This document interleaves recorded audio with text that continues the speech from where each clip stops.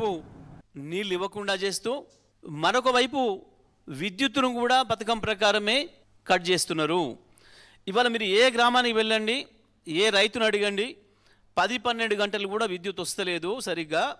ఎప్పుడు వస్తుందో ఎప్పుడు పోతుందో చెప్పే నాదుడే లేడు. మళ్ళీ ఒక మాటలో చెప్పాలంటే మంచినీళ్ళ విషయంలో కూడా అదే జరుగుతుంది. రాష్ట్ర వ్యాప్తంగా కూడా నిన్నటి వరకు కూడా అనేక చోట్ల ధర్నాలు రాస్తారోకోలు చేస్తున్నారు జనం. పట్టణ ప్రాంతాల్లో, గ్రామీణ ప్రాంతాల్లో మంచినీళ్ళు లేక. ఇది కేవలం నీళ్ళు అక్కడ అందుబాటులో లేకనో, సోర్సెస్ లేకనో, వ్యవస్థ లేకనో కాదు.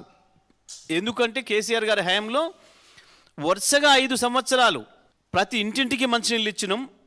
అది పట్టణమైనా, ఏ పల్లె అయినా, ఎంత మారుమూల గోండుగూడమైనా, గిరిజన తండా అయినా, ఎక్కడైనా 10 ఇండ్లు ఉన్నా సరే ఇచ్చినాం. అన్ని వ్యవస్థలు సిద్ధంగా ఉన్నాయి. 5 సంవత్సరాలు, ఒకరోజు కాదు, 2 రోజులు కాదు, నీళ్ళు వచ్చినాయి వరుసగా.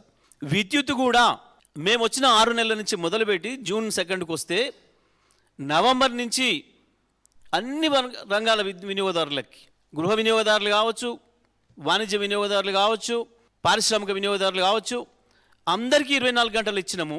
వరుసగా 10 ఏళ్ళు, 9 ఏళ్ళు పైన.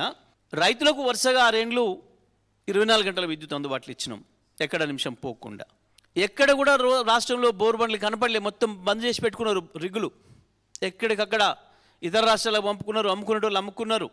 కానీ ఇవాళ మీరు నిన్నటి వరకు, ఇవాళ ఈ తుఫాన్ ప్రభావం వల్ల వచ్చిన వర్షాలకు పొలాల్లో పోకుండా ఆగినాయి. కానీ నిన్నటి వరకు మీరు ఎక్కడ చూసినా మళ్ళీ 9 జిల్లాలలో రిగ్గులకు ఎక్కడ లేని డిమాండ్ వచ్చింది. విద్యుత్ కోతలు అంతు లేకుండా పోయింది, మంచి ఇళ్ళకు దిక్కు లేకుండా అయింది. ఒక్క మాటలో చెప్పాలంటే 2014కు ముందు ఇవాళ ఈ ప్రభుత్వాన్ని నడుపుతున్న రేవంత్ రెడ్డి, ఆయన మంత్రివర్గంలో ఉన్న వాళ్ళ గురువులు, వాళ్ళ సమైక్యవాద గురువుల కాలంలో ఏం జరిగిందో మళ్ళీ తెలంగాణ అక్కడికి తీసుకొచ్చిండ్రు. దురదృష్టం ఇది.